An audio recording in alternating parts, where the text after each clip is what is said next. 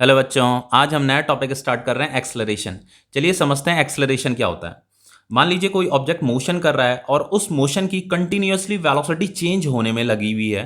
तो वो जो वेलोसिटी चेंज होती है वो एक्सेलरेशन की ही वजह से चेंज होती है। एक्सेलरेशन का काम क्या होता है? वेलोसिटी को चेंज करना। एक्सेलरेशन क्या करता है? वेलोसिटी को चेंज करता रहता है। कोई कोई भी ऑब्जेक्ट है वो मोशन कर रहा है, अगर उस ऑब्जेक्ट के पास एक्सेलरेशन है तो ये एक्सेलरेशन क्या करेगा? उस ऑब्जेक्ट की वेलोसिटी को चेंज करता जाएगा। एक्सेलरेशन का काम क्या है? वेलोसिटी को चेंज करना। ठीक है, यहां पे देखिए इस फॉर्मूले को देखिए, क्या लिखा है? Acceleration is equal to change in velocity upon time.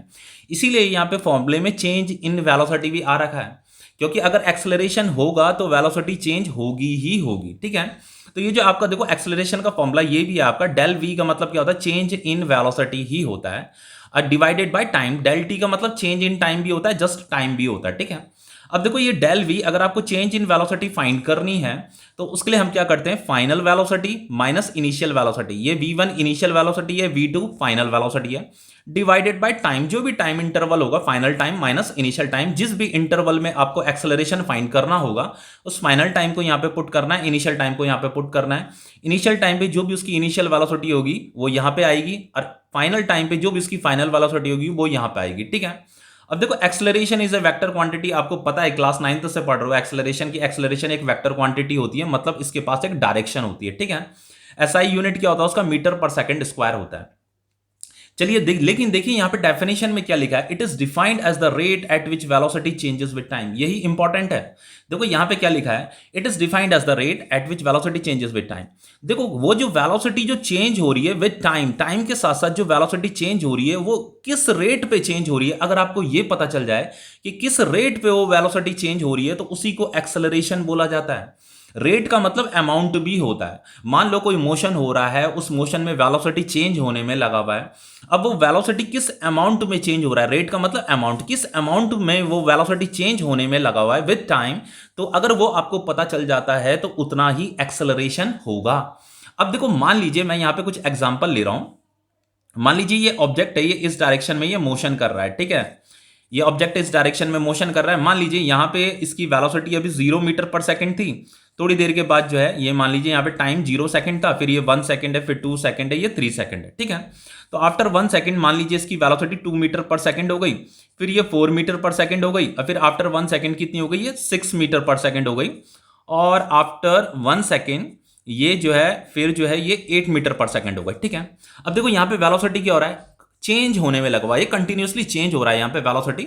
अब मुझे ये एक्सेलरेशन फाइंड करना है। तो एक्सेलरेशन क्या क्या एक्सेलरेशन का मतलब क्या होता है? Rate at which velocity changes with time. अगर आपको ये पता चल जाए कि वेलोसिटी किस रेट पे चेंज हो रही है, ये जो वेलोसिटी है ये किस रेट पे चेंज हो रही है, तो वही उसका एक्सेलरेशन माना जाता है। तो उसके लिए मुझे क्या करना पड़ेगा? ये change in velocity upon time, ये फॉर्मूला लेना पड़ेगा। तो मान लीजिए मैंने आपको यहां पे कोई दो इंटरवल ले लेते हैं, यहां से लेकर के यहां तक का मैंने इंटरवल ले लिया कि मुझे ये 1 सेकंड से 4 सेकंड तक एक्सेलरेशन फाइंड करना है, पता करना है, एक्सेलरेशन फाइंड करना है। ये t is equal to 1 second से t is equal to 4 second तक मुझे एक्सेलरेशन पता करना है। तो एक्सेलरेशन का फॉर्मूला क्या हो जाएगा आपका? ये change in velocity upon time, ये change in velocity upon time. तो इसे फाइनली हम ऐसे लिख सकते हैं, final velocity minus initial velocity divided by final time minus initial time. ठीक है, तो ये फाइनल टाइम है, ये आपका इनिशियल टाइम है, तो यहां जस्ट वैल्यू पुट करनी है, बाकी कुछ नहीं करना। फाइनल टाइम कितना दे रखा है? यहाँ पे ये 4 सेकंड दे रखा है, इसे यहां पे पुट कीजिए। इनिशियल टाइम ये t1, ये इनिशियल टाइम है। ठीक है, इनिशियल टाइम कितना दे रखा है? ये 1 सेकंड दे रखा है। मुझे 1 सेकंड से 4 सेकंड तक पता करना है कि यहाँ पे एक्सेलरेशन कितना है। ठीक है, अब देखो यहां पे इनिशियल टाइम पे जो भी इनिशियल वेलोसिटी रही होगी उसे यहां पे पुट करेंगे। तो इनिशियल टाइम ये था, तो यहां इस समय वेलोसिटी कितनी थी? 2 मीटर पर सेकंड थी, तो यहां पे ये आ जाएगा 2 मीटर पर सेकंड। अब फाइनल टाइम पे जो भी फाइनल वेलोसिटी थी वो यहां पे पुट करेंगे। तो फाइनल टाइम कितना था? 4 सेकंड था, तो 4 सेकंड पे उसकी वेलोसिटी कितनी थी? 8 मीटर पर सेकंड, तो ये यहां पे आ जाएगा। अब देखो यहां पे एक्सेलरेशन कितना आ रहा है? 8 माइनस 2 कितना आया आपका? ये आ जाएगा आपका 6, और ये 4 माइनस 1 आ रहा है 3, तो ये आ गया आपका 3 2 जा 6, 2 मीटर पर सेकंड स्क्वायर। देखो एक्सेलरेशन कितना आया? 2 मीटर पर सेकंड स्क्वायर एक्सेलरेशन आया। एक्सेलरेशन यहाँ पे 2 मीटर पर सेकंड स्क्वायर है। अब देखो यहाँ पे जो वेलोसिटी जो चेंज हो रही थी ना, देखो एक्सेलरेशन 2 था ना, तो वेलोसिटी भी 2 के ही अमाउंट में चेंज हो रही थी।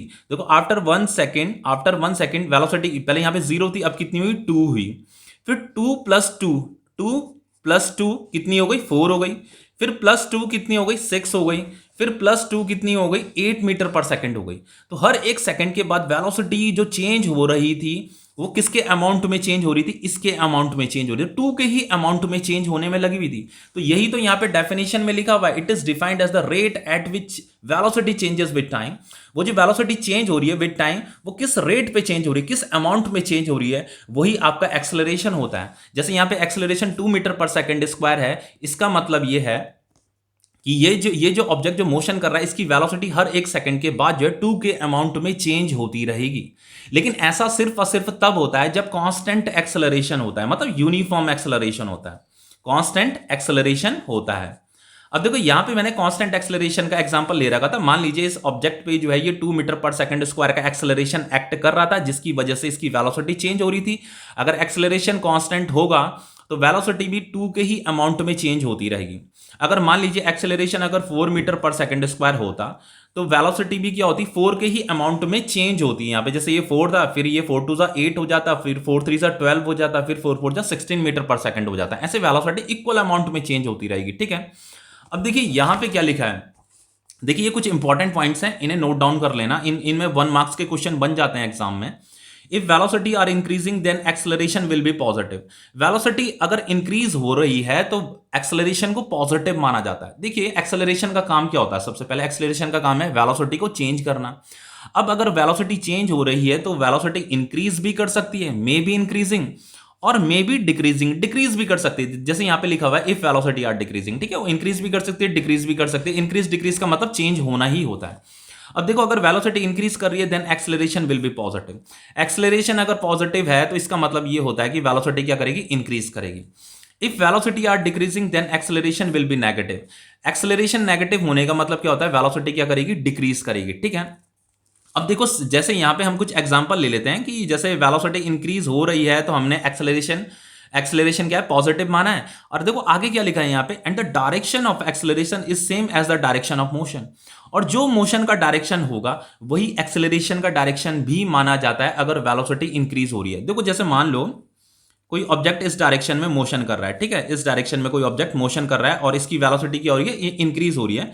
मान लीजिए जैसे ये 3 मीटर पर सेकंड था, फिर ये 6 मीटर पर सेकंड हो गया, ये फिर 10 मीटर पर सेकंड हो गया, और ये फिर 15 मीटर पर सेकंड हो गया। ऐसे वेलोसिटी इंक्रीज करने में लगी हुई है सपोज करके।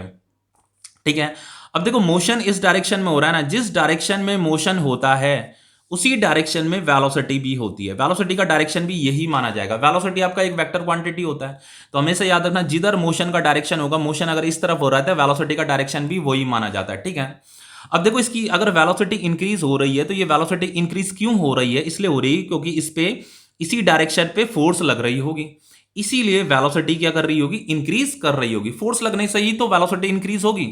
अब देखो फोर्स का फॉर्मूला क्या होता है, क्लास 9th में आपने फोर्स का फॉर्मूला पढ़ा होगा, मास इनटू एक्सेलरेशन।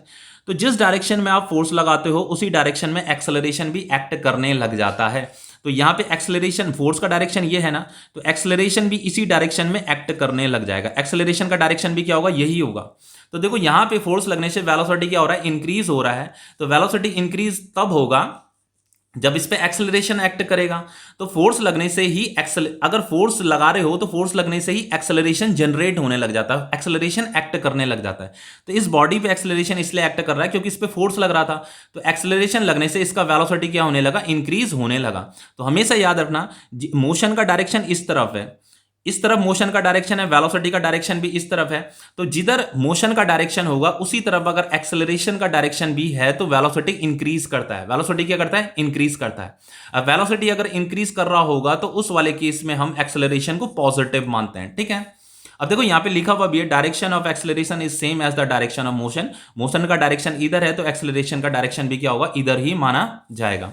अब देखो यहां पे क्या लिखा है, if velocity are decreasing then acceleration will be negative.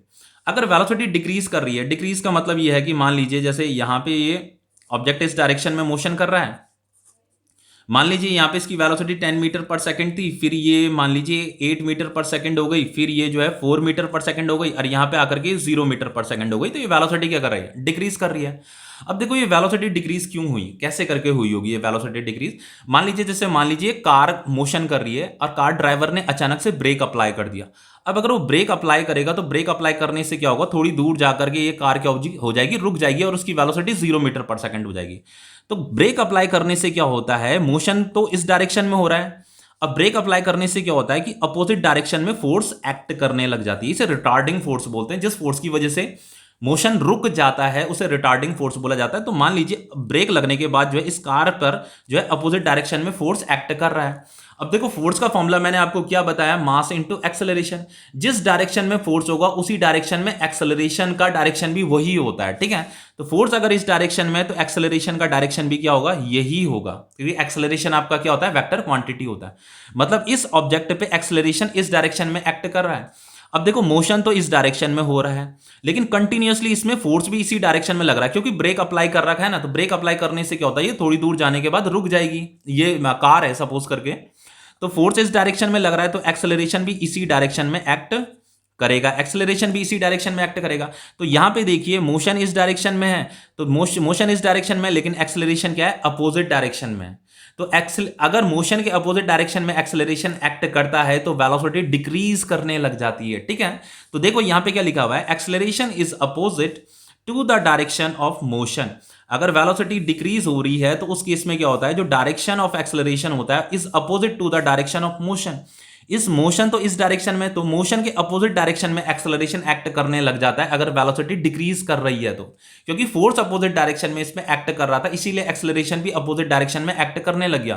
तो हमेशा याद रखना, वेलोसिटी अगर डिक्रीज कर रही है तो उस वाले केस में मोशन के अपोजिट डायरेक्शन में एक्सेलरेशन एक्ट करता है। अब देखो नेक्स्ट क्या, if velocity are constant then acceleration will be zero. अगर मान लो कोई बॉडी इस डायरेक्शन में मोशन कर रही है लेकिन उसकी वेलोसिटी क्या है, कांस्टेंट है। कांस्टेंट का मतलब यहां पे भी 3 मीटर पर सेकंड, यहां पे भी 3 मीटर पर सेकंड, यहां पे भी 3 मीटर पर सेकंड और यहां पे भी 3 मीटर पर सेकंड है। वेलोसिटी चेंज नहीं हो रही है, कांस्टेंट है। तो उस वाले केस में एक्सेलरेशन क्या होता है, जीरो होता है। अब देखो ये एक्सेलरेशन जीरो कैसे होगा, जैसे एक्सेलरेशन का फॉर्मूला क्या होता है, v2 minus v1 t2 minus t1। मान लीजिए यहां पे टाइम 1 सेकंड था, यहां पे टाइम 2 सेकंड था, यहां पे 3 सेकंड था, यहां पे 4 सेकंड था, ठीक है। अब देखो मान लीजिए मुझे यहां पे 2 सेकंड से 3 सेकंड तक एक्सेलरेशन फाइंड करना है, 2 सेकंड से 4 सेकंड तक मुझे एक्सेलरेशन फाइंड करना है। तो ये आपका फाइनल टाइम है, ये आपका इनिशियल टाइम है। तो यहाँ पे ये जो फाइनल टाइम है, यहाँ पे मैंने 4 सेकंड पुट कर दिया। इनिशियल टाइम कितना है, ये 2 सेकंड है, ये 2 सेकंड मैंने पुट कर दिया। तो इनिशियल टाइम पे इसकी जो इनिशियल वेलोसिटी थी वो कितनी थी, 3 थी। तो ये इनिशियल वेलोसिटी है, यहाँ पे 3 आ जाएगा। फिर फाइनल टाइम पे जो फाइनल वेलोसिटी थी वो कितनी थी, 3 थी। तो ये 3 यहाँ पे आ जाएगा। तो एक्सेलरेशन कितना हो जाएगा, 3 माइनस 3 0 हो गया, 4 माइनस 2 क्या हो जाएगा, 2 हो जाएगा। तो ये कितना आ गया, 0.2 क्या होगा, 0 मीटर पर सेकंड। तो एक्सेलरेशन कितना आ गया, 0 आ गया। तो हमेशा याद रखना, कोई ऑब्जेक्ट अगर कांस्टेंट वेलोसिटी से चल रहा है तो उस वाले केस में एक्सेलरेशन कितना माना जाता है, 0 माना जाता है। क्योंकि मैंने स्टार्टिंग में ही आपको बता दिया था कि एक्सेलरेशन का काम क्या होता है, वेलोसिटी को चेंज करना। यहाँ पे वेलोसिटी चेंज नहीं हो रही है। अगर वेलोसिटी चेंज नहीं हो रही है इसका मतलब यहाँ पे एक्सेलरेशन एक्ट नहीं कर रहा है। एक्सेलरेशन का काम होता है वेलोसिटी को चेंज करना। अगर एक्सेलरेशन इंक्रीज हो रहा है अगर वेलोसिटी इंक्रीज हो रही है तो उस वाले केस में एक्सेलरेशन का डायरेक्शन मोशन के ही डायरेक्शन की तरफ होता है। मोशन का डायरेक्शन इस तरफ है तो एक्सेलरेशन का डायरेक्शन भी इधर ही होगा। और अगर वेलोसिटी डिक्रीज कर रही है, मोशन इधर हो रहा है ना, मोशन इस डायरेक्शन में हो रहा है, लेकिन वेलोसिटी क्या कर रही है, डिक्रीज कर रही है, तो उस वाले केस में एक्सेलरेशन का डायरेक्शन क्या होता है, मोशन के अपोजिट डायरेक्शन में होता है। इस डायरेक्शन में एक्सेलरेशन का डायरेक्शन होगा। अब देखो वेलोसिटी का भी एक कॉन्सेप्ट बता देता हूं। वेलोसिटी का जो डायरेक्शन होता है हमेशा मोशन की डायरेक्शन की तरफ होता है। जैसे यहां पे मोशन का डायरेक्शन इधर है ना, तो वेलोसिटी का डायरेक्शन इधर ही होगा। मोशन का डायरेक्शन यहाँ पे इस तरफ है, इस तरफ मोशन का डायरेक्शन है, तो वेलोसिटी का डायरेक्शन भी इधर ही होगा। बस एक्सेलरेशन का डायरेक्शन चेंज हो जाता है। वेलोसिटी अगर इंक्रीज हो रही है तो एक्सेलरेशन का डायरेक्शन मोशन की ही डायरेक्शन की तरफ होगा। वेलोसिटी अगर डिक्रीज कर रही है तो एक्सेलरेशन का डायरेक्शन मोशन की डायरेक्शन के अपोजिट डायरेक्शन में होता है, ठीक है। तो ये टॉपिक आपका कंप्लीट हो जाता है। देन इसके बाद जो है हम टाइप्स ऑफ एक्सेलरेशन पढ़ेंगे नेक्स्ट वीडियो में। वहां पे हम uniform acceleration and non uniform acceleration के बारे में पढ़ेंगे। वहां पे कुछ न्यूमेरिकल भी करेंगे। ओके।